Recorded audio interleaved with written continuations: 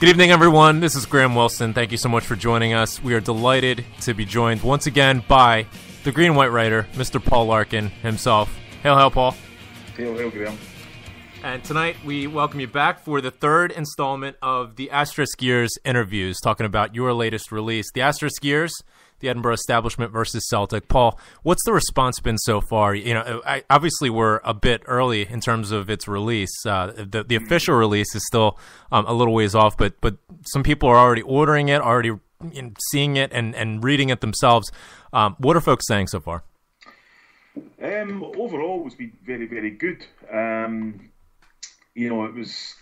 think what kind of happened in terms of the pre-orders is if it goes to a certain number, then the publishers think, oh God, people are really demanding it, so they send it out, and then slap bang. I think last Saturday was probably the first day it started to arrive with people, and then what do you know, it's kind of released on Kindle on a Sunday, so it's probably about 2 weeks ahead of schedule, and overall it's been quite good. One of the most interesting comments I got was actually from a Dundee United fan. I bought a guy, Stuart Liddell, his name was, and he got in touch and he was just like, I've long suspected something like this was going on, but I'm so angry about it, I'm going to try and get to Stephen Thompson, the Dundee United chairman, and kind of speak to him and see what he thinks, and because he's damn outraged by this, and I kind of think, that's the victory for me, because that's kind of the reason why I went ahead with this, was to get into the thing. It's not just about Celtic supporters. This was a stranglehold put over Scottish football and Scottish society. Right. So, everybody should be affected. And there's been some incredible levels of support as well for folk, it's so nice to send photos, come in and, tell you it's good and all that kind of thing. And, that's really nice. Yeah. And it's been, even to when folk in the street that I see and stuff like that, that maybe even on the Celtic supporters somehow managed to get a book or read a book, and it's led them on to podcasts, and just as I said, one guy came up to me and said, "Oh, I read that book of yours." I was like, "All right, here we go." And he said, "You're on my turf," and I'm thinking, "Oh, here we go. Here's another person who's going to claim they wrote it before I did." Right. And he said, the golf balls. I was like, what? And he was like, that's where I used to steal golf balls for. No, doing it so when I was golf course. I was like, Christ almighty. That's 25 years ago, and the guy's pulling me up for being on his turf. I was like, all right, fair enough. So that's been, fantastic. The flip side of that has been a definite raising of the temperature, shall we say, in terms of abuse. Probably had more abuse in the last week than I've probably had in my entire life, and that's not even close to being an exaggeration. Certain, things get said, and your sort of words are analysed more, and people twist things to have a go, and all that kind of thing. And I feel that's happened, in the last week more than it's ever happened to me in my entire life. And this is happening primarily on Twitter? Yes, Twitter and in comment sections of blogs and things like that, and it never really happened at all before. Yeah. But unfortunately, the worst part was, and I told you about this on Monday. I told just a few select people about Monday afternoon. I was kind of had been doing some college work and was sort of getting geared up for the Homeboys show. Mm-hmm. I was looking forward to that. And then I became made aware that somebody had had made a serious threat to me, but through my son James on Twitter, which was... That's shocking. It was really hard to take because, I think, guys like us, we sort of put our heads above the parapet, You get a lot of stick, you become thick-skinned about it, yourself, you need a bit of crocodile skin to deal with this thing. Yeah. And I was sort of like, I'm not, I've said before, it's not a hard man act. I'm not somebody that normally deals with the police. It's not something I do with. I wouldn't deal with this. But I was cited the impact on how it had on James, because he isn't somebody who's used to, being abused on a daily basis on Twitter or Facebook and social media and all that kind of thing, and he was traumatised. Of course. that's sort of at the point where you think, is this actually worth it? Like, Yeah. because he has not been able to sleep in his own bed since then, and kind of went to the game under duress on the Tuesday. Doesn't want to go to the game on because, I actually, I wouldn't normally. I'm not somebody who makes a big thing out of these, but then it's always directed at me, so I'm kind of like, all right, I'll try and just deal with it. It's never nice, criticism, fine, you can, that can hurt, but you can engage, you can try and sort of get to the bottom of it. Abuse, you just kind of think, right, aye, fine, whatever, I'm still lonely when I turn the light off at night, dark and stuff like that. Right. But that's when that happened, and I seen the impact it had on him, because what the actual message was that sent to him was that this guy or person, people, was going to kill me and leave him fatherless. Oh my God, that's shocking. He, really hit him hard. Yeah. When he was staying with me, he wanted to sleep beside me in his own room and all that kind of thing. I was like, oh, this is just unbelievable. Well, it's impossible for him to understand and put it in the context that, there's just crazy people out there in the world. And, you don't want to have him, become cynical like that, at such a young age. Yeah, well, that's exactly it. I didn't want him to kind of feel as though the world's, fully bad people, because it's not. I can, test me that fact right now, because, I get tons of support and people saying great and this, that thing. But as I said, I kind of will cite the fact that because of the abuse that I normally take, you get used to it, you can normally deal with it, you can kind of tell how serious it is based on what gets said. But he's not used to that at all. Right.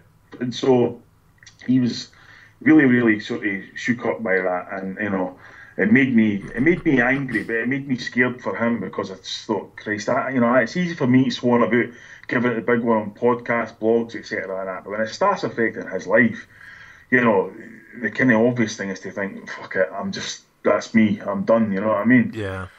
And so I spent a lot of time this week telling close friends what was going on. I told the boys, the homeboys, I couldn't go on the show that night because, it was just no way I'm going to go on and, give it as if nothing had happened, because it was really serious, you know what I mean? It was a really serious family decision. Right. And then, of course, the situation of the impact of that is you tell a few people and they're fantastic and they get in touch with that.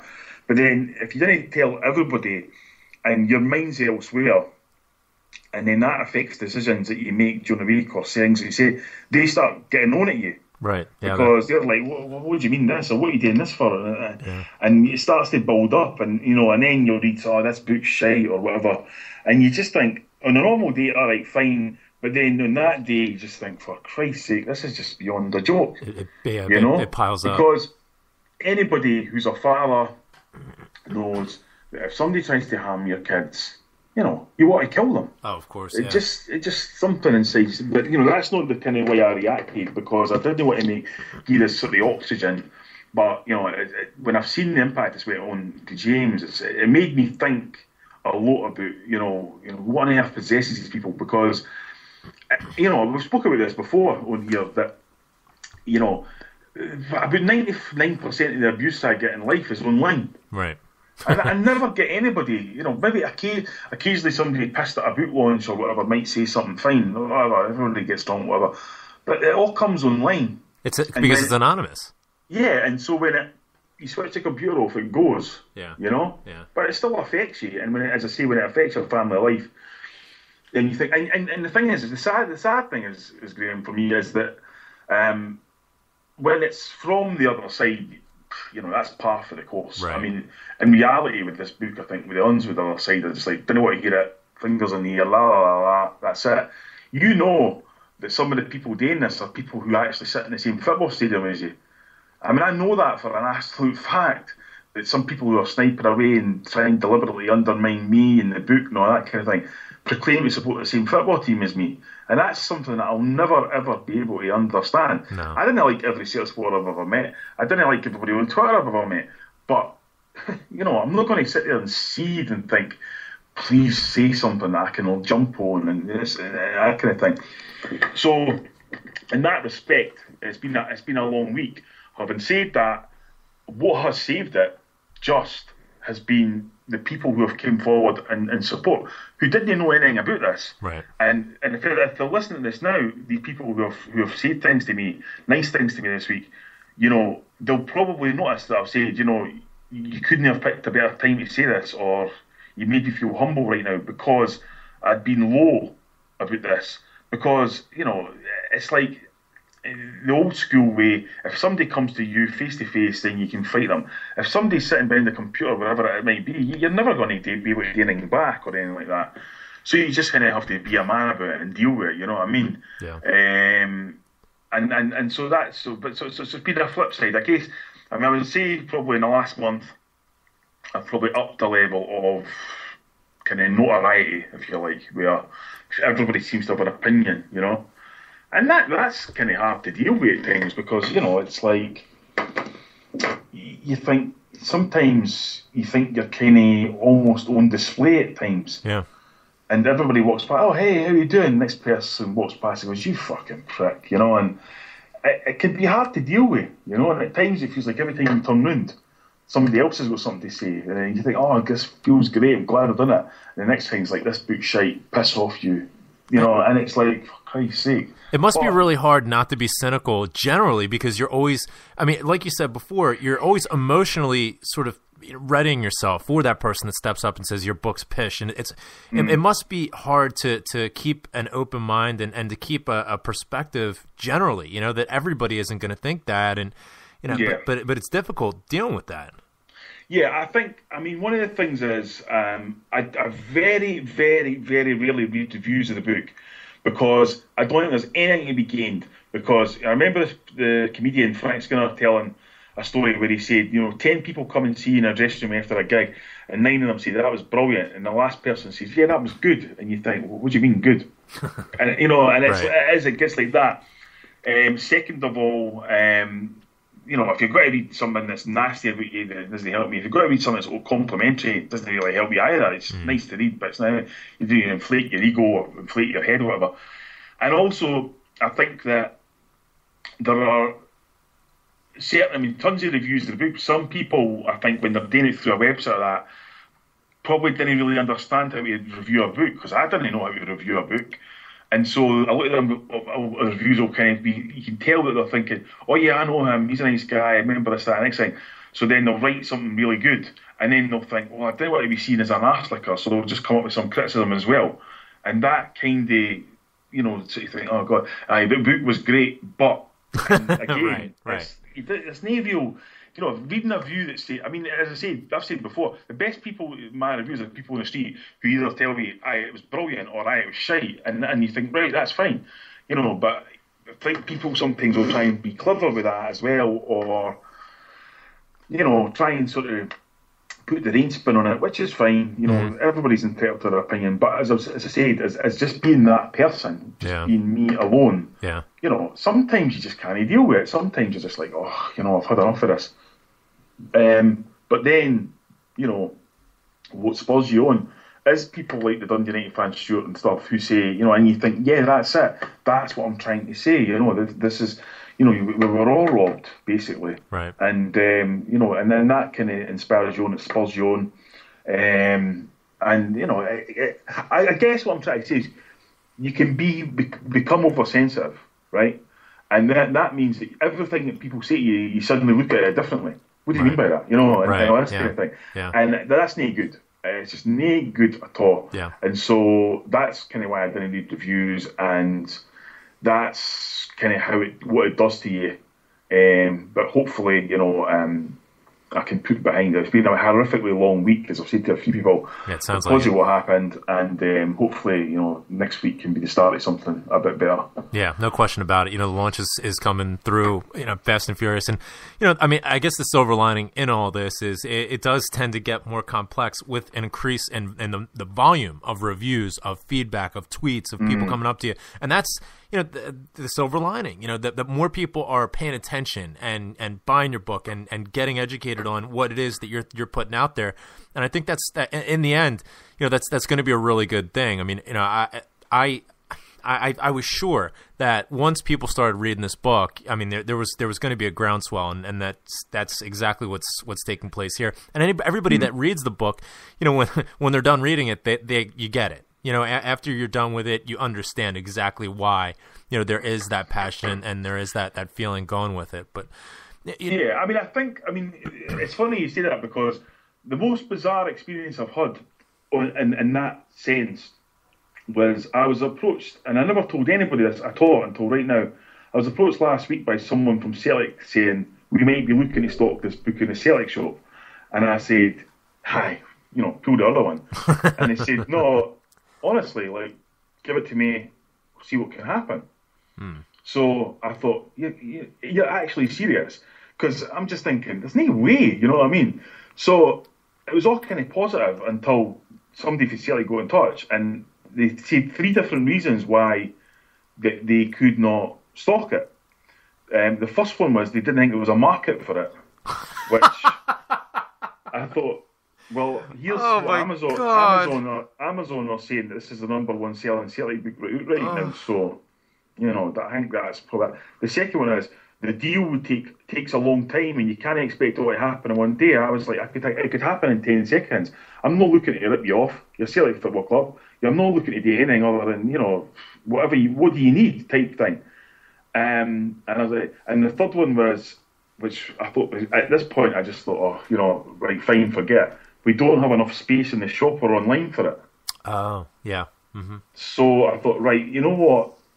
Just send it back. You know what I mean? Like, yeah, what exactly. is the point? Like, you know, it's sort of, and that, I mean, look, people think, right, they always think, oh, you're critical of the board, why would you want Celtic? I'm a Celtic supporter. I'd absolutely love to see something that I'd produced sell in their shop. Yeah, you know what question. I mean? That's where the wee boy inside me still comes out. You know what I mean? They're still my heroes. Right. You know, I still love them and all that kind of thing. But as my good friend at Celtic always tells me, and he told me again this week, I've told you 1,000,000 times, stop getting too close to them. Yeah. Because it'll ruin the dream. And that kind of thing does, you know, because, you know, I'm trying to be polite and stuff in the conversations, and, you know, I'm sure every person in the world has been in this position where you just feel like saying, who the fuck do you think you're talking to? You know what I mean? And, you know, kind of going back to the whole, people accusing me of being rich because of Celtic.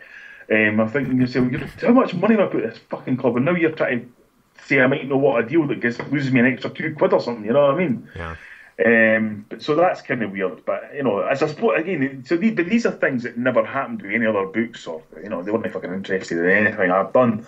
So it kind of goes with it tough. But again, flip side of that, Word Power in Edinburgh, we're stocking at, Wednesday in Dublin, Carlton Books in London Road, they're all like, can't I wait, brilliant, you know, bring it on and that kind of thing. So, you know, it evens itself out, you know? Yeah, no question. Paul, you recently visited Charlotte Square itself, you know, you have as your Twitter avatar just now what I would consider an iconic photo. I mean, you know, I think it's a photo that's really going to carry. But how did that visit go? I mean, did you feel a certain energy, you know, just by being there and holding the book and all of the research that you put in? And did you find yourself getting into any bother? I mean, did anybody recognize you, or you know, maybe have anything to say to you? Well, I'll tell you what happened was, at the upcoming Edinburgh book launch, which I'm sure we'll talk about soon, the devil inside me thought, 60 bandpots in Edinburgh, that's an army. What could I do with that?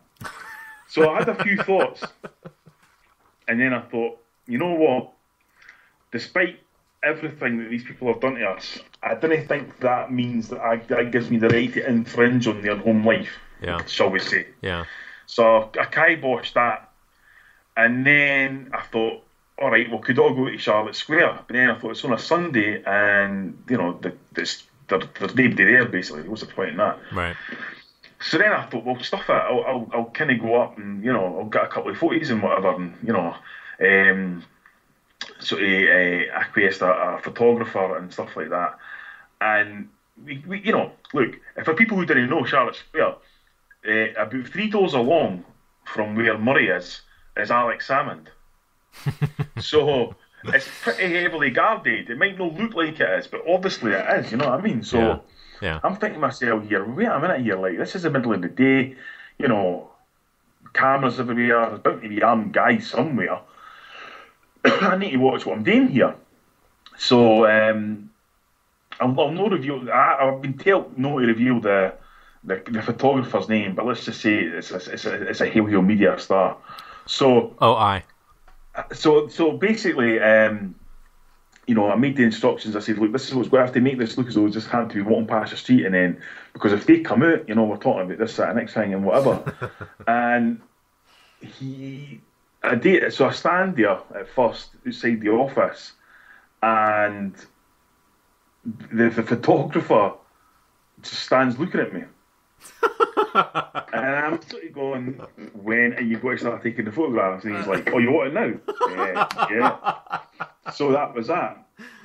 So that was it. So like, all right, no, we need to go back. We need to figure this out again. So as we go back the second time, some, you know, fucking Hooray Henry security guard comes out. Like, what are you doing? You know what I mean? You know, this kind of stuff. So I was like, oh, look, mate, I'm just doing a publicity shot here, 5 minutes, you know, that kind of thing. The guy wasn't daft. He was like, what on earth do you think you're doing? He was like, and so we were like, I said, I think we better go now because, you know, these are the most powerful people in Scotland, right? So off we go. So I had it all planned, right? Done a wee bit of recce mission. We were going to go round the back, and that'd be the hiding spot if anything kicked off or that kind of thing. So we run round the back and we get away from the guy and we're hiding. And I'm standing there and I look round and I swear to you this is true. We're at the back of Charlotte Square, so you have Queen Street way with people from Edinburgh. And whose car's sitting there? David Murray, eh? I was like, oh, I don't believe this. You know what I mean? He's going to come out and fucking machine gun me to death or something. And then you start thinking, you know, maybe we could just slash his tyre, you know. But then you're like, nah, stuff like that. So then we kind of went back to the other end of Charlotte Square, and I said, look, we need to do something, you know, take some photos and take them in black and white, because I didn't want anybody to think that these people are colourful, or this area is colourful or anything like that, because it's no. Right. And that was that. So as I'm taking the photographs, a tour bus goes past, one of these tour buses. So I was kind of looking, I'll be honest with you, I was looking at the woman on it, you know. I was, oh, she looks nice, she's nice.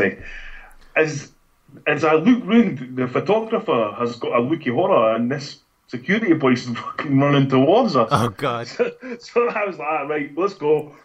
So I'm thinking it's a Friday, you know, that's a weekend in the jail, etc., etc., etc. Yeah, exactly. Okay, had our escape route planned and all that kind of thing. So, you know, it was just a bit of fun, a bit of harmless fun. You know, the kind of... see, what I should say as well is, I had thought about and discussed, you know, what stake out the place, and then when Murray goes in, you know, hand him a book and say, you know, any comment to make, film it or whatever, okay? But here's the thing. I mean, this is when it gets so kind of Carlisle groupish. There's an underground passage in where Murray goes now, which is like an old sort of bunker, you know, like a wartime bunker. So when Murray parks his car in there, and I probably shouldn't be telling people this, but Murray actually goes in an underground bunker way. So, you know, there's no way you could doorstep him, quite frankly, you know what I mean? So, does he think he is Michael Jackson? I mean, who does that? Or Dr. Evil, you know, or something. Yeah. His lair. but you know, you can see, that's the thing. I mean, you know, you can kind of get carried away and think, oh God, this is this is public property. I can do what I want, type thing. But then when I spoke to the source after it, who, you know, after he recovered from fainting, when I told him what had happened, he was like, you didn't realise how lucky you are. He says, I know for a fact he has 2 security guards in there. Yeah. You know, he said he doesn't have them at home and he doesn't have them when he goes anywhere else, but he has them in there. Yeah. And he's like, you know, and I was like, all right. And he goes, and these are your Group 4 £7.50 an hour guys. These are the real deal. Right. So I thought, okay, next time I go, take Paul Lee. And everything is sorted, no question. Exactly. Well, one thing you touched on the last time we talked was, and I was thinking about this, you know, speaking of David Murray, You mentioned that he bought the SPL, and you were specific about that. I mean, yeah, we've talked about him buying Scottish football and buying titles and all that, but you referred to it specifically, buying the SPL. What did you mean by that, the SPL? Yeah, well, I think that caused a bit of confusion when people took that as buying players to win trophies. What I actually meant was that he bought the image rights for Scottish football. How did he do that? Well, there was a company who controlled it called IMG, who controlled the image rights for Scottish football. Who ran IMG? David Murray Jr. Right. Nobody knew that at the time, but that's who ran it. Right. And so the scenario would be, and so I started to dig into this more because it was probably overlooked a wee bit by myself at the start because of the other information. It was a kind of peripheral thing. And I started digging it, and I was flabbergasted. Well, I wasn't really flabbergasted, to be honest, because obviously everything else went on. Was that what this actually gave him the right to do? Was, let's paint a scenario here. Let's say Team A is trying to explode the brand in a certain country. Let's pluck a country to the air like Australia. And let's just say that part of the thing that they would do would be, if we owned a football club down there, that would help promote our brand. So Team A buys this football club, and they think, well, who do we need? Some of our own eyes and ears on it. So who do we know that's good at this thing, pushing brands around the world? Oh yeah, we'll get this guy who works for a company like IMG to run the club, Yeah. right? So then, of course, what you can then do is have the SPL people talk about things like, let's have a Celtic Rangers game in Australia. And let's have everything going down to Australia. Now, that's part of it. And people could easily say, oh, well, why wouldn't they? If ASPL club wants to promote their brand in a country, why wouldn't the SPL do that? Here's the flip side. Let's say Team B has a massive support in a country. I don't know, maybe somewhere like Ireland. Let's make it really hard for Ireland to show Team B's games. Let's make it really hard to show Team B's games in, I don't know, what's a big football country? America. Let's make it hard to do that. That's the power they had. Now, for every person, and you know as well as anybody, Graham, you know how hard it's been to secure year in, year out the rights to watch SPL games in America. No question about it. Not just watching the games, but I mean something as minute as being able to put the logo of Celtic on your website. For like a supporters club, you can't put a logo on a website. You can't put something as minute as the fixture list. We can't list the actual fixture list from the SPL because somebody owns the rights to that. Well, it turns out David Murray essentially was running the image rights for that. So when I send out a tweet, I can't send a tweet with a particular the fixture listed a particular way. I'd have to allude to the game against the Arabs, the game against the Dons, so on and so forth. I mean, it's in addition to what you're talking about, trying to secure rights so that we can actually watch it. That's infuriating. Well, I'll go you one better than that. You were doing the Jeopardy questions during the week. I'll give you a pop quiz right now. What year did David Murray sell Rangers? 2011. What year did Fox Sports start showing Celtic games in America? Funny coincidence that, eh? Oh, it's 2011. That's unbelievable. His company, IMG, run by his son, had the power to show SPL games wherever they like, but more importantly, had the power to stop SPL games being shown wherever they like. So why would they show Celtic games in Ireland? Because there's no, let's not be facetious here, there's no many cunt buns in Southern Ireland. America, etc. Now remember how they watched their games in America? They got it directly through their website, so they didn't need it. Right. They also stopped it in Scotland because they didn't need it. So unbelievable. That to me is incredible. I mean, there's guys I know, in Dublin and that. It's all I've spoken about for years. While the EPL stole our maps on Celtic, the image rights of the SFA and the SPL were controlled by the Murray family.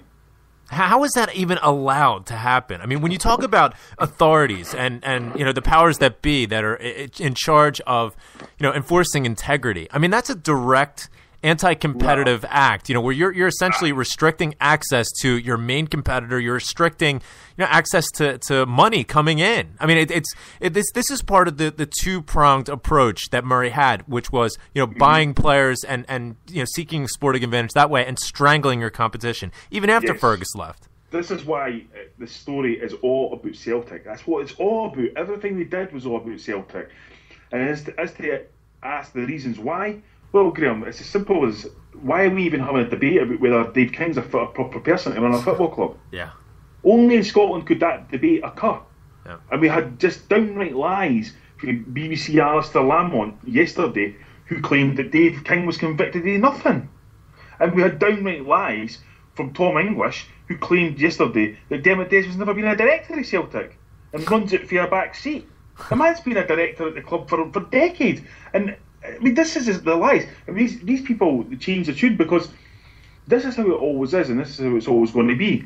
We all know that, and you don't need me to tell you that. There's millions of people who can tell you that. There are great people out there right now. I see them, the guys, the Hugh Clarks of this world, the Parrots, all these people, Big G and Sarah Jones, they're fighting the corner all the time on this kind of stuff. Right. And it's damn hard. You know what I mean? Because you're fighting an empire, but because it's so. I mean, we know that in 2011 they got a license they should never have got. Oh, exactly. There is not another club in Scotland would even have been considered for that. We've talked at length about Fergus McCann and all that kind of thing. Let's be clear on what happened when Rangers were liquidated. The SFA and the SFL went out their way to ensure there was Rangers, in brackets, playing in Scottish football, because what they indulged in was what politicians call the nudge effect, which is you didn't just come out, you didn't get Stuart Regan coming out and saying we just have to have Rangers. That's all. It's all that matters in Scottish football. He comes out, well, if they're not there, there'll be social unrest. If they're not there, everybody else will go bust.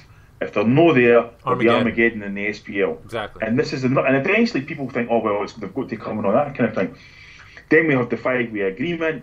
We've already known about the licensing, which you should never have got. Now let's compare and contrast that with what happened to Celtic. The first thing that happened to Celtic is we were told we couldn't play at Celtic Park. We had to have an all-seater stadium. Rules that were changed for other clubs years down the line. Then we were told we're renting Hampden, we get charged £1 million a year. Right. Now they knew that we were effectively rebuilding a club, a team and a stadium. And they knew that they had us. We had no other choice. Yeah. Then Farry tells us, and you can't fly the Irish tricolours, you can't put your Irish paraphernalia anywhere, this, that, and the next thing. So just compare and contrast the treatment, and this is because. It's not even these people are conditioned. These people are just like that, and that's how they are. You know what I mean? And that's effectively what the Asterisk Years is all about. It's all about this, this attitude that prevails about how they're just everything. It's effectively what I would label, which is the ABC method, which is basically anyone but Celtic. Right. And that is it. And you look at. I mean, I was talking to the Parrot last Sunday. And I have to say, by the way, the Parrot, the support that guy gives me behind the scenes is absolutely incredible. I have to really say that because sometimes it's a laugh and a joke on that, but believe me, sometimes he's pulled me to some, when I've been in the depths of hell, he's been the one that put the hand up, Yeah. But he was saying to me, the hatred that he encountered at Easterwood. That's shocking. I spoke to him about it. It's like, it's. You go to Tynecastle, and to a certain extent you expect it coming from there. You expect it coming from some other grounds. But when you go to Easter Road, you feel like you're going to get a better shake than that. Yeah, I mean, there's rivalry, obviously. You can expect them to want us to win or anything, but it has got worse and worse and worse. And the thing is, I know some fantastic Hib supporters who have no time for Celtic, but regard any form of Rangers as the spawn of Satan. Right. And he's a great guy and all the rest of it. But there's a hell of a lot of them now who just see us as exactly the same thing. Sevco, Rangers, Celtic. Fucking, that's it. Now, I mean, I had a guy, I'm talking to a Hibby during the week, and I was just debating about the game and the tackles and all that kind of thing. And one Hibby gets in touch with me and says, "Oh, I Lennon whining about this and these big Jessies and all that kind of thing, and the man's nae guts." And I just said to him, I said, "Nae guts." I said, "You would love somebody at Easterwood with his guts." I said, "I'll tell you one thing, you would have buried Hertz years ago if you had somebody like Neil Lennon fighting your corner." You know? Yeah. I mean, it's incredible, and it's because, you know, Celtic has moulded itself into a phenomenal football club. Plenty of flaws there right now, we can debate that all day. But, you know, that's kind of what happens, and then that's where the kind of level of hatred kind of comes on, and it's sort of this notion, and, you know, it's something, the one thing I'll never back down on is any notion that we have somehow benefited from being a big club in Scotland, you know, whether it be through referees or the SFA establishment or whatever. I mean, that is just the most unbelievable thing. You know, and I would say to these people, you know, it's in our song, if you know your history. You know, if you know your history, you would never even dream of saying that to a Celtic supporter. Yeah, no question about it. You know, and I mean, from the same perspective, it's you know, it's the type of thing where, you know, Celtic have, to your point, I mean, Celtic is a big club. Let's make no mistake, but it's been in spite of all of the resistance, all the roadblocks that have been put in our way. Not because, you know, we didn't get this way, you know, by getting any favors. Anybody, you know, who would assume that or think that is just daft and completely uninformed. Yeah, I mean, it's ridiculous. I mean, friend of mine got engaged last week, and the father-in-law is an Aberdeen fan, and he's very much in this, the old firm get everything, and it's like, well, first of all, there's no old firm, let's go down that road, etc., etc., etc. Yeah. And I always remember, and older listeners I'm sure will remember it, my father always told me the biggest cheating he'd ever seen in his life was when we lost the 1970 Scottish Cup final at Aberdeen. Right. When we had goal shop tough, they got penalties they should never, and etc., etc., etc. But Aberdeen fans are not interested in hearing that. Right. You know, I mean, for Christ's sake, that was an era when, and the photos went viral, Tiny Wharton, the referee, giving John Gregg a Masonic handshake. That is an iconic photo, no question about it. You know, and it says everything. No, and that photo hangs in Peter Lawwell's office, by the way. So, you know, that, I mean, it's open to interpretation. Some folk would probably believe. Well, my interpretation of that, and I don't know, do I speak for you, Graham, or anybody listening? My interpretation of that is, don't worry about it, John, I'll make sure you're all right today. Right, yeah, exactly. Am I wrong to say that? I mean, you know, come on, eh? So, you know, this is something we're going to have to deal with. It was something we've always dealt with. But we're dealing with it fine, you know what I mean? Mm-hmm. We're dealing with that kind of thing fine, because the only aspect that could probably be up for question now is how deep are Celtic going to go into it with the SFA? Because I don't think any Celtic supporter on the planet's going to accept, well, we asked the SFA and they said everything was fine, so that was that. No. I mean, that's just, you know, that's farcical, to be honest with you. I mean, especially considering, you know, the club themselves are a PLC, so if you want to look at it by the letter of the law and as cynical as possible, their remit, their primary remit is looking after the shareholders' best interests, and you know, the majority of that is financial issues. When you're talking about financial issues and the fact that the club were essentially cheated out of £15 million, you know, or you know, the euros from the Champions League participation, why would you not investigate that? I mean, this is money that we're due. That's what their remit is. I mean, if you're just going to look at it from a business perspective and praise Peter Lawwell for his business acumen, he needs to do that. You know, to at least have a proper investigation, because it's clear to see for everybody that they were, as you mentioned, incorrectly, inappropriately assigned a license that allowed them to play. That wasn't for them to play. That should have been Celtic.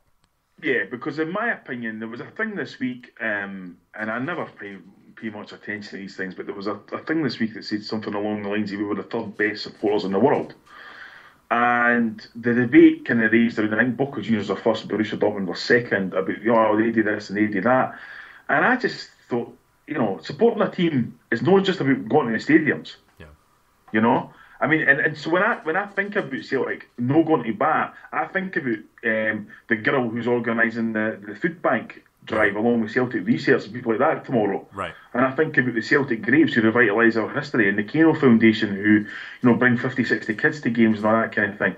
That's why we're the best supporters in the world, and that's the people that the club have to go to bat for. Exactly. You know, because these people, they give up their livelihoods to do things for other people. And it's not just about what the club does on the park either. It's the ethos.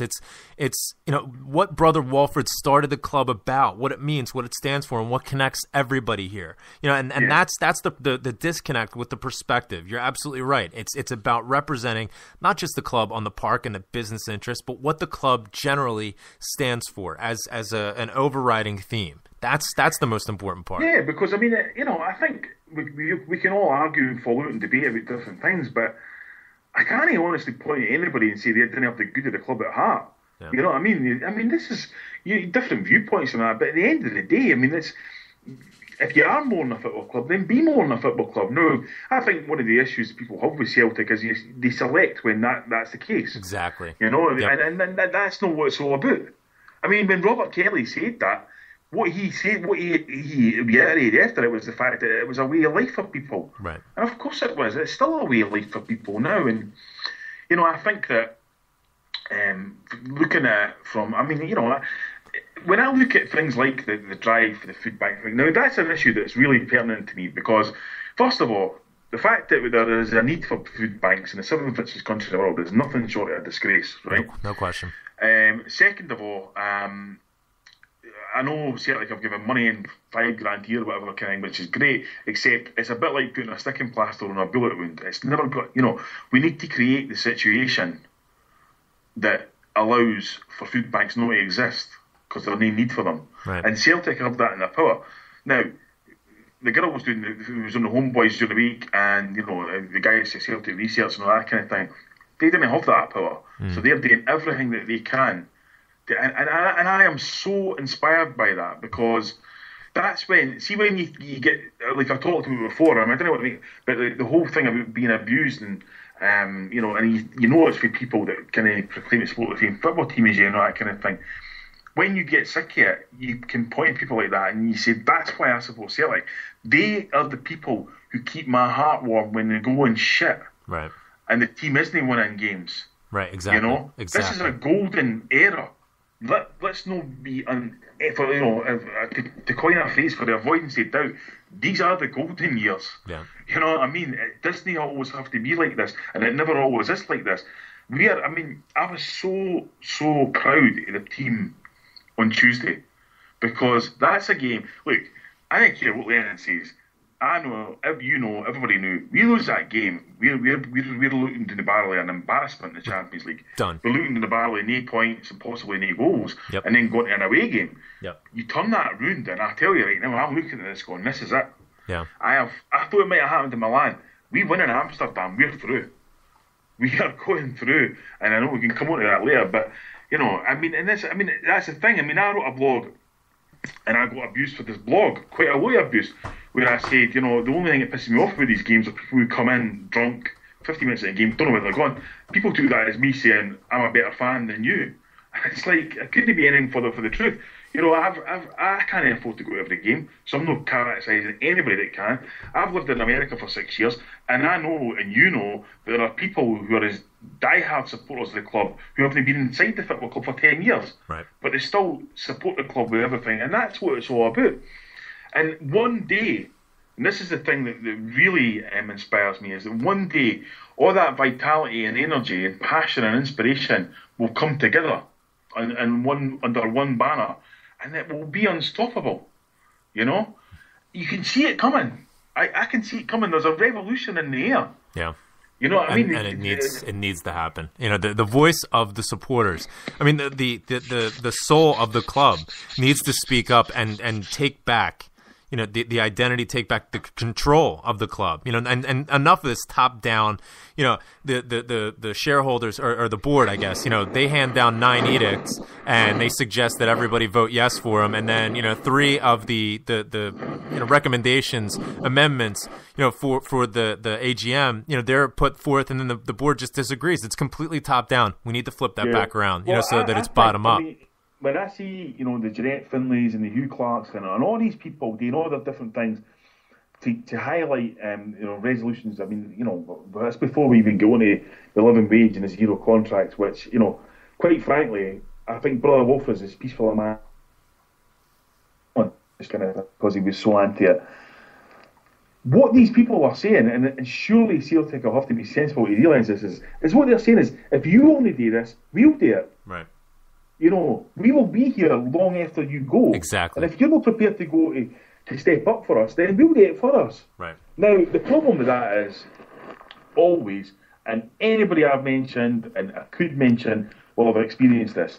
The minute you do that, the minute you stand up and say, no, enough, I want this to be addressed, I want that to be addressed, there's always somebody to turn around and say, you didn't speak for me.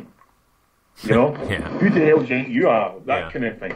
And that's, it can become so tiresome because we need leaders to lead at times, you know what I mean? And we need to be organized. We need to allow the leaders to bring everybody together under a unified message. And it gets back to the sniping issue that you and I mean, especially you, as of late, are having to deal with. I mean, and you're right, it is tedious. It's frustrating.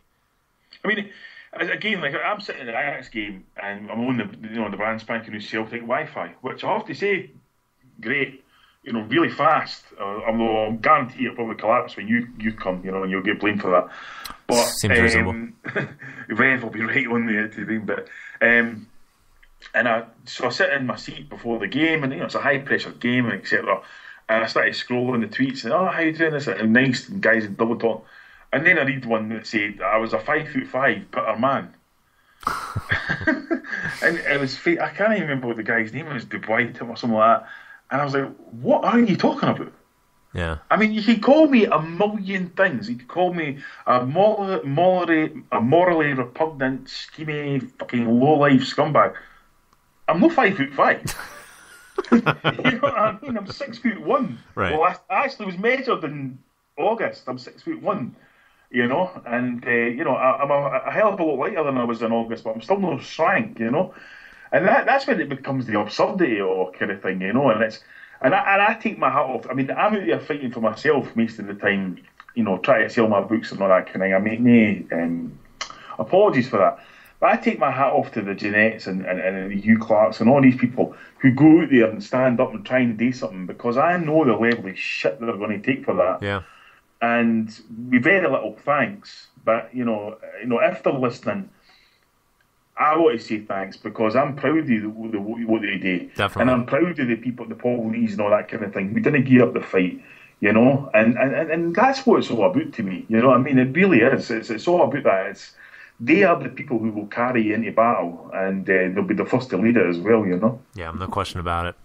Paul, you have some book launches coming up, multiple book launches and a Q&A. Give us a sense for what I'm getting a lot of feedback, and I'm noticing a lot of there's a buzz going. People talking about, right, we got the book launch coming up. Maybe he's going to tell us something that isn't in the book. What have you saved? What can some of these attendees expect to hear, including myself in Edinburgh? I don't know what you can expect. You could probably expect to be assassinated. But no, I think there is some things that I've saved. There is, we spoke about in the last interview about how things, what things didn't go in. Now, what I should say about that is that I was quite kind of throwaway about that. A few things there, and they were, but there's something which certainly couldn't go about, because I can't prove it in a minute. That's kind of grown a wee bit, probably since the last time I spoke to you on one of these, that is so big and so horrific that it requires a lot of investigation and a lot of research, and it's one of these things where when I spoke to people about it, I said, how did they not get caught doing this? And they said, well, who's going to catch them? Yeah. They are the people, because it involves some of our friends that we've spoke about. It involves high-ranking judges, police, you name it, and it is so horrendous that it would make you physically sick if I was actually talking about it, and I wouldn't be stupid enough to do that with a hell of a lot more proof, because this is as high level as it gets. Right. So these kind of things draw you into the fact that, there's always more out there. And funnily enough, this was something, what I'm talking about right now, went on for years and only became sort of apparent when something happened to one person involved that nobody could understand. But then if they knew they were involved in this thing, it would be easily understandable how it happened, and therefore, once this person actually died, they found out what had happened, and then, oh my God, you know what I mean? So it kind of lifted the lid on a huge, huge scandal, which of course was brushed under the carpet, which involved a lot of prominent players in the story. And so, that's something, and it took place in Edinburgh as well, so that's something that I'm kind of sniffing about now. Again, it's a high, high level. So there is that. I mean, there are certain things that will be said at the book launch that, haven't been said, or will be expanded upon to try and get people to understand. In terms of the book launch itself, first one, obviously, that's next Saturday. I mean, it's always, the most stressful weekend, the book launch is always the week before, Right. Because it's when people say, oh, can I do this and can I do that, and can you come, and it's sort of like, you know what, no, and, you try and get round everybody and whatever, but that is not easy at all. It's not easy at all because you don't want to be ignorant of the person you're speaking to and all that sort of thing. And so, I'm happy about it because a lot of people who I like and trust are going to be there, and that makes it easier for me. Yeah, I bet. Because you've always got a friendly face to turn to. We've got Colette McCandy in the door, and she's fantastic at that kind of thing. She'll be doling the books as people come in, and her daughter. Chevchenko, Steph, is doing the raffle, which will be good. And we're going to have Chris Kajawas preparing a piece for it. And, I'm going to do a wee thing. And, I've sort of wrote a wee show, and I've got some visual aids, and I've got, a few surprises up my sleeve and all that kind of thing. And, that's the key point here, obviously, for me, because it's me. But, it's to get everybody's attention just for that half an hour, 45 minutes, an hour, whatever. Don't go outside smoking, get your drinks filled up and listen to this, because this is the essence of the whole thing, is to get you to understand this story, to understand what we're up against, to understand, the might of what we were up against, and that we still managed to defeat it, and get out there and tell people, get out there and tell people, this is what I've learnt about this, you need to understand, because that has started to happen this week as people have read it and kind of immersed themselves in it. They've started to understand, Jesus Christ, you know what I mean? They had no idea and all that kind of thing. Yeah. And so I've tried to drip feed, information out there. Yes, of course, partly that is to try and sell the book. Billy, what does he mean by this? Oh, I need to buy that book. Obviously, it's a marketing strategy. But similarly, just to get people asking themselves these questions. For example, the credit crunch of 2008, everybody knew about that. Christ, everybody had their credit crunch. Well, one guy never. And I'll show you how it was in the book. And, and he never had it done in 2009 either. So, just things like that to get people to understand that the rules are different for these people. Yeah. The normal rules didn't apply to them. And then how it came about. I mean, there's statistics and facts in there that some people might look at and just think, brush it off. And here's one of them. Edinburgh, which is half the size of Glasgow, has 16 private schools in it. Glasgow has 9. Right. So, why? Why is that so important? Well, this is a big part of it, of the Olympic medal winners who won gold medals in London last year, 88% of them went to a private school. Mm-hmm. Why? Because there's more money for sporting facilities. Right. Why? Because other state schools have to spend it on education. Right. And this is the breeding ground for the people who went up against us. This is there is. I mean, it's a bit like, you ever see in the movie JFK where Kevin Costner meets Donald Sutherland, mm-hmm. and he gives him the real deal about why things are there. What actually happened, and he says,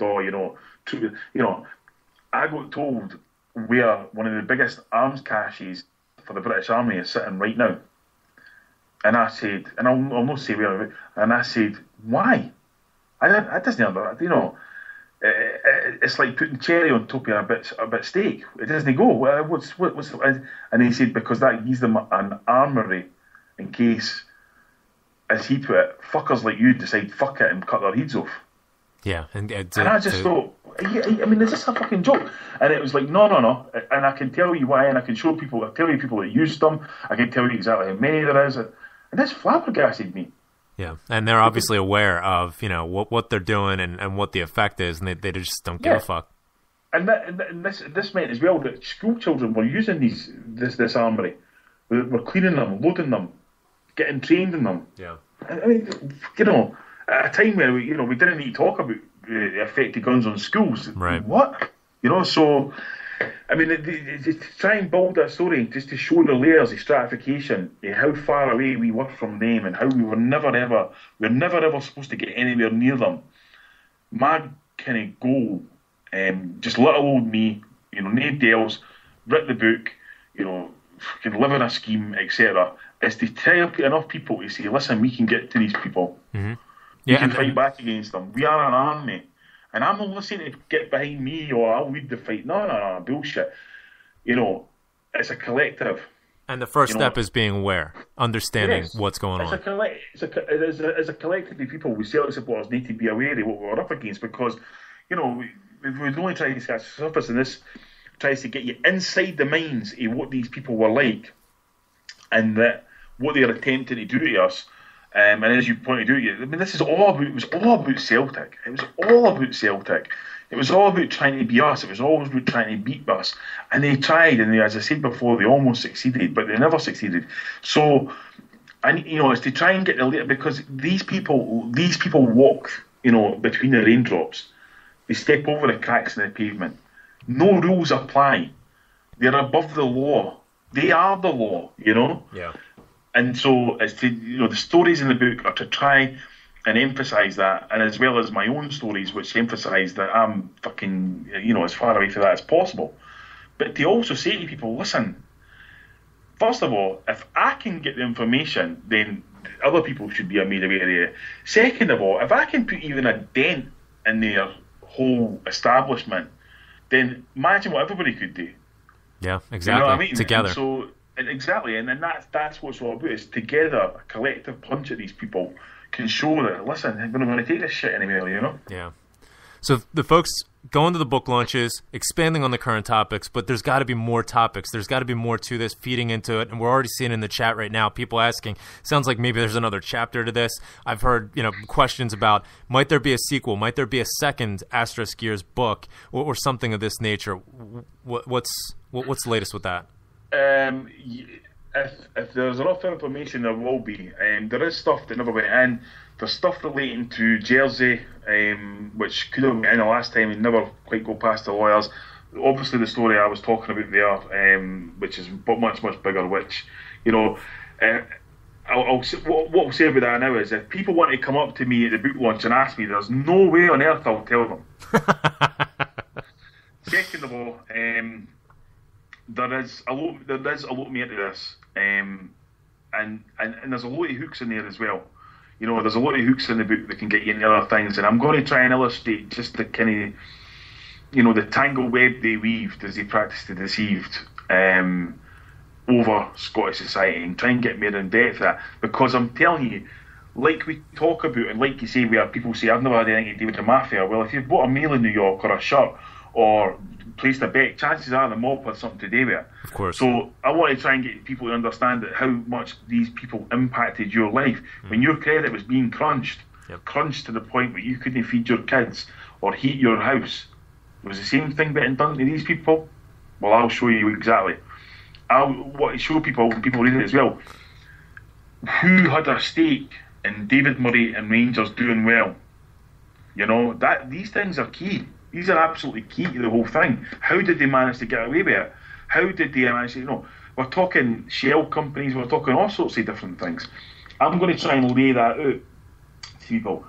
The other aspect of book launch, and I spoke to the para about this, was that it just dawned on me as I was kind of trying to write some stuff, because I'm not going to sit there and read for a script, because I'm hopeless at that anyway, but that it occurred to me for the Glasgow launch that here I am, a guy from Edinburgh, who is going to slag off Edinburgh in general in Glasgow, basically in a house full of witches. And so I thought I need to try and fight back. So I've got a wee Easter egg at the end from Edinburgh's finest son that will hopefully turn the tide back in my favour as well. Excellent stuff. We're talking to Paul Larkin. Paul, thank you so much for joining us once again. Just another fantastic talk tonight. The book is The Asterisk Years, The Edinburgh Establishment versus Celtic. You can buy it on Amazon as well as Lulu.com. You can find Paul at Paul Larkin 74. And if you don't have a ticket for one of the book launches, you are not going because they are sold out. But at least I don't need to be jealous of everybody else. I'm going to be able to get back over and to attend, not just attend, but a host the Edinburgh book launch for the Edinburgh Establishment versus Celtic. So I'm really looking forward to that, and hopefully I don't get assassinated, as Paul has alluded to. No, well, I wouldn't think so. You're actually a very popular guy. You just hide it really well. I do have endearing moments. But no, I mean, I'll be honest. As long as people can't shoot through social media, I think we'll be fine. Well, and it's not like we're going to Tennessee or anything. I mean, it's Edinburgh. There isn't the same level of gun worship or culture, in Scotland, I wouldn't think. Yeah. I mean, I wouldn't. I mean, it'd probably be one of these kind of poison umbrellas or something we'd get in Edinburgh, rather than somebody just moving. But no, I mean, it's I hate talking about abuse and making it think that that's what it's just like to be me. I get abuse. It isn't like that. It's just. And I just normally would laugh off, which this week it stepped over a mark because of what happened with James. That made me really sad. It never even made me angry. Yeah. It didn't make me want to go fighting. It didn't make me want to go on revenge sprees. I'm not Bruce fucking Willis. I just felt really sad about it, and it made me question, what is the point in that? But people, and that's why I never went seeking sympathy or anything like that, because people in their own right come. I mean, Eddie on Twitter. I mean, you're talking about your trip. I mean, Eddie Cantwell, who's a great friend to have and all that kind of thing. He is supplying us with new tickets to go to the Wolf Tones. I can't wait. Which is a sold out thing. It's long since sold out. And was like, listen, what you're doing on the Monday night, I'd love to invite you to Wolf Tones, my guest, that kind of thing. I was absolutely flabbergasted. Spoke to you. You were absolutely flabbergasted, and we're going to see the Wolf Tones, and that's just fantastic. You know what I mean? In Cope Bridge, of all places. Yeah. So these people, and that's the beauty. You didn't have to say, "Oh, listen, Eddie, this is what's happened to me. Can you do anything for me?" Do these things, and they make you, they restore your faith in humanity, basically. Yeah, no question. No question. It's going to be absolutely phenomenal. I sent out a tweet today saying, I've sort of forgotten how close it was going to be, from my trip coming over. Now all of a sudden it's starting to hit me, and I'm just getting that buzz, that adrenaline that's going to start flowing, and of course it's going to slow down the clock. The next month is going to be absolutely. It's just going to be a crawl, but I cannot wait to come back over.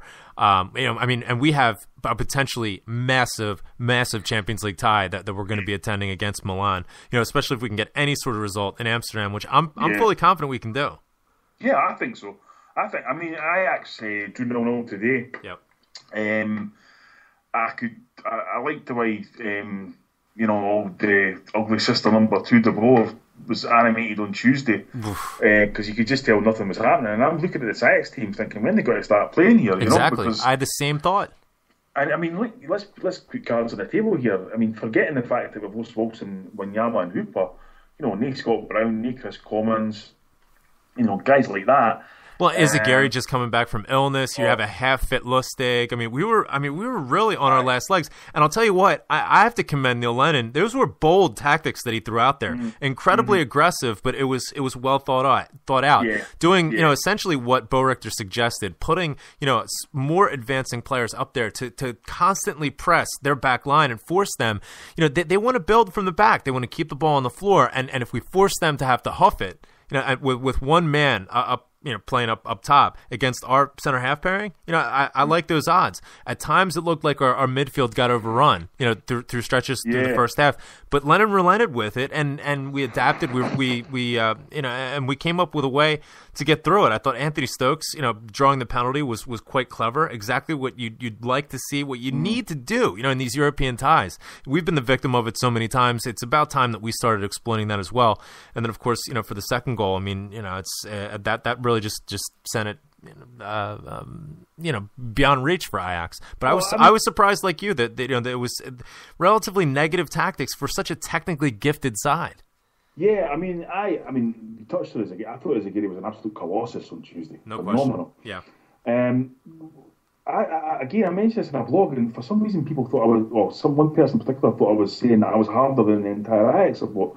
What happened was me and my mate Ali, he parked his car, walking along the road towards the game, maybe about half a mile from Celtic, just past the police station. A taxi pulls up, and this Ajax crowd gets out and surrounds us. And it was, it was pretty intimidating, like, you know what I mean? Because they were all pissed. Yeah. And they were all kind of young guys, and the first story was to tell us how they'd managed to evade the police by getting the ferry to Newcastle from Amsterdam. And all right, and I thought, I genuinely thought, and I spoke to my mate Ali after, and he said the same. I genuinely thought they were going to attack us. That would be what you expect. Because we had driven in from the Celtic club side.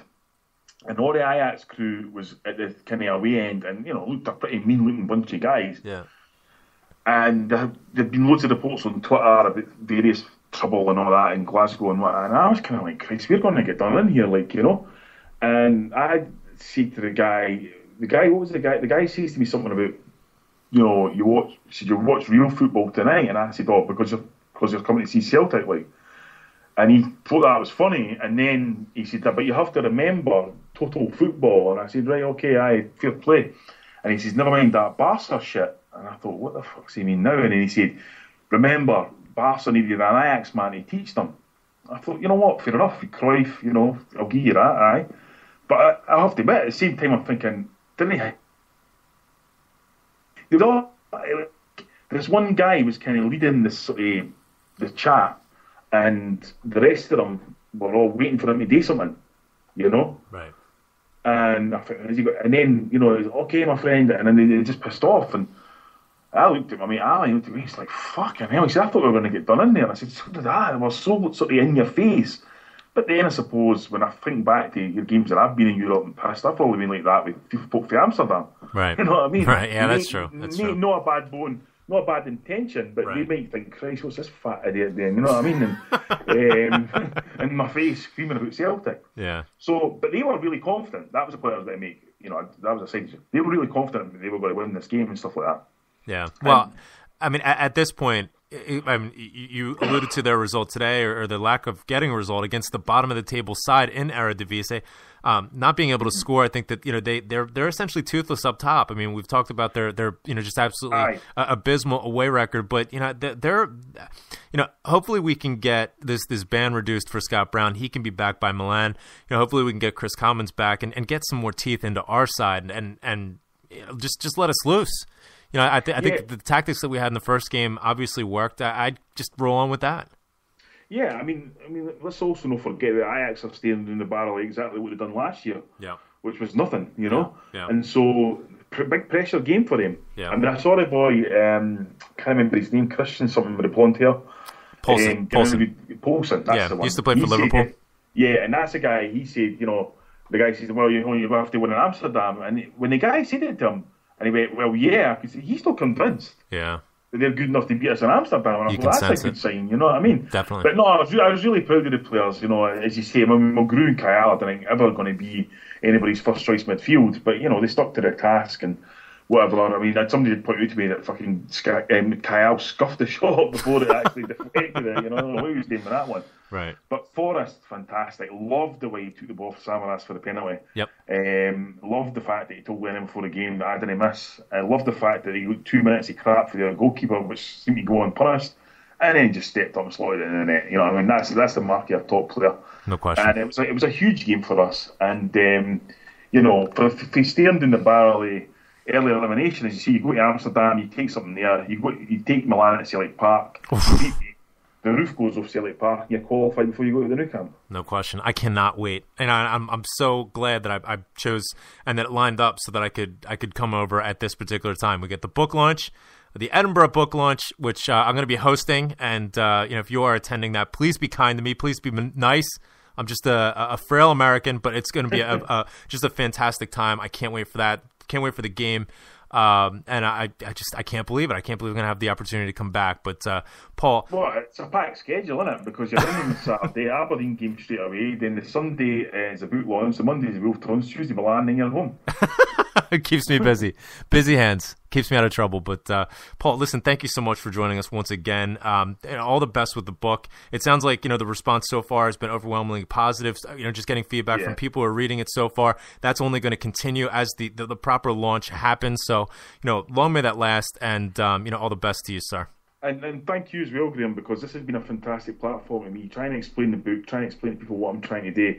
And it's been, I'll be honest with you, it's been pretty cathartic talking about what happened this week, because that's been gnawing away at me all week. So on behalf of myself, I want to thank you. No, it's absolutely my pleasure. I'm proud to be, associated and to support, your efforts and your works. Any way that I possibly can. People ask me, they ask me to describe you or our relationship, and I'll be honest. I mean, obviously, we've been mates now for quite some time, but what really just sort of glues my fondness of you and what originally had me taken to you was the fact that and this is how I summed it up, and it was just stream of consciousness.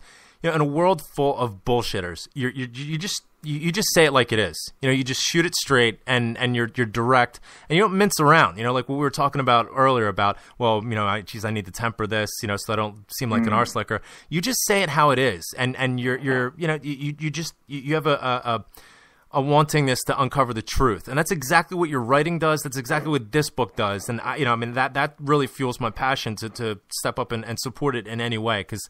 I think that most people can appreciate that, and I think that's really a large aspect of what draws people to your writing. That's so probably why we spend about 90% of our relationship arguing with each other. That's true, and certainly that's also why that not everybody's going to like me, because I've never been a universally popular guy. I know I can rub people up the wrong way because I try and speak my mind and all that kind of thing, and I hate being tempered by any. I don't want to go into movies. I'm not going to say anything because I know I'll get abuse with her, because that's how here's something. I spoke to a journalist today, who would be kindly talking about possibly doing an interview in a top newspaper, a real newspaper, not a tabloid, I might hasten to add. And I kind of said to him, what's the story? What's happening? And he said, I'll be honest with you, the editorial staff have shit themselves times 20. And I said, well, why? And he said, look, I'm just a pawn in this game and all that, that kind of thing. And I kind of thought to myself, no wonder that David Murray's of the world get to run fucking riot. Yeah. That's your job, to investigate stories and stuff. Yeah. So, there's another journalist who got the book last week and who just assumed what he was going to read was we get cheated by referees in the EBT scheme. Yeah. Similarly, I've had criticism from people who've told me who've assumed that the whole book is about Edinburgh Freemasons. Yeah. Anybody who's read the book will listen, and I'll tell you, none of that's in the book. It's nothing to do with that. Yeah. So I know I'm never going to be popular, and I know some people will only like me, and I know quite a lot of times, because I'll sort of tell the truth in stories, some that'll make me look like a pimp, and some that'll make me look like a fucking chimp. It's as simple as that. So, I can do that. I can handle that. Yeah. Listen, there's been plenty of times I've not been the most popular guy in my own fucking house, so I can handle that kind of thing. But what I will say is, if you want to abuse me, it's fine. If you want to have a go, it's fine. But from now on, I want it all addressed to the parent and Paul Lee, and they'll take care of it. That seems reasonable. Paul, again, thank you so much for joining us, and looking forward to coming back over and starting it back up again. Like you said, packed schedule, but all the best with the book, with the book launches, and we'll catch up with you soon. Thank you. Bye-bye. Cheers, pal. For Paul Larkin, my name is Graham Wilson, and taking us out here is Little Public Enemy. Hail, hail, and keep the faith. We'll talk to you soon.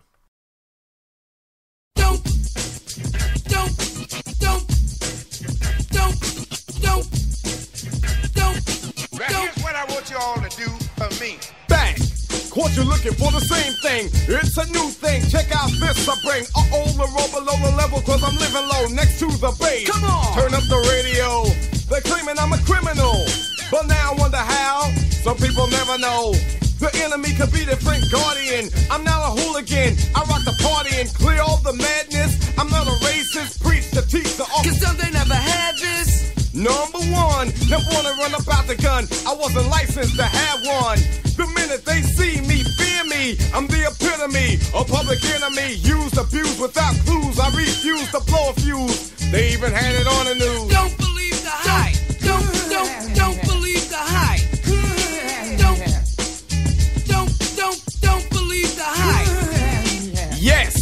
Was the start of my last jam, so here it is again, another Def Jam. But since I gave you all a little something that I knew you lacked, they still consider me a new jack. All the critics you can hang on my hold the rope, but they hope to the Pope and pray it ain't dope. The follower of Farrakhan, don't tell me that you understand until you hear the man. The book up the new school rap game, writers treat me like Coltrane, insane. Yes to them, but to me, I'm a different kind. We're brothers on the same mind, unblind, caught in the middle and not surrendering. I don't rhyme for the sake of riddling. Some claim that I'm a smuggler. Some say I never heard of ya. A rap burglar, false media. We don't need it, do we? It's fake, that's what it be to you. Dig me? Yo, Terminator X, step up on the stand and show these people what time it is, boy. Don't believe the hype. Don't believe the hype. Don't believe the hype. Don't believe the hype.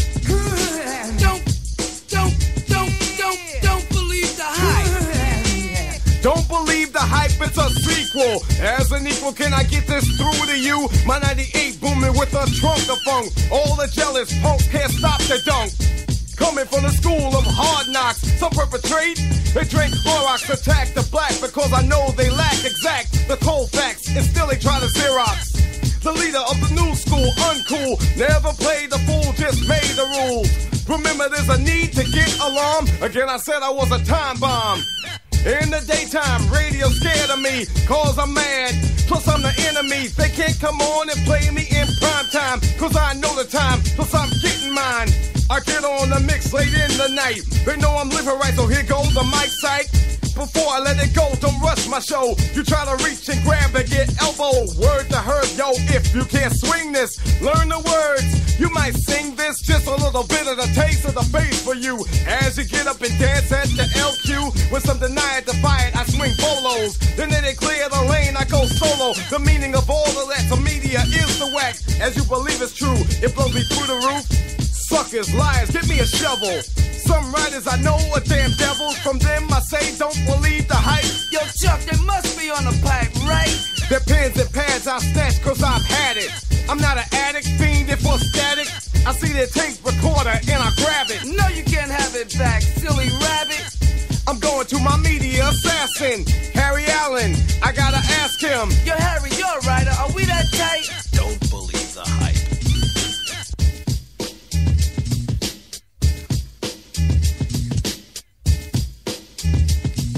Now here's what I want you all to do for me. Don't believe the hype. Don't believe the hype. I got flavor and all those things you know. Yeah, boy, part 2 bum rush the show. Yo, Griff. Get the green, black, and red in.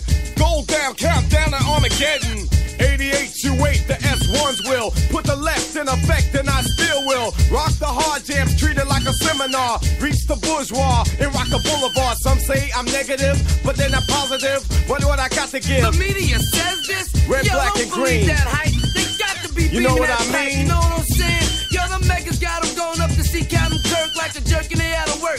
Let me tell y'all a little something, man. A lot of people on daytime radio are scared of us because they too ignorant to understand the lyrics of the truth that we pumping into them clouds, that brain cells, that they're spun under the wooden skulls they call caps, you know what I'm saying? But the S1s are straighten it out quick, fast, in a hurry. Don't worry, flavor vision ain't blurry, you know what I'm saying? Yo, Terminator.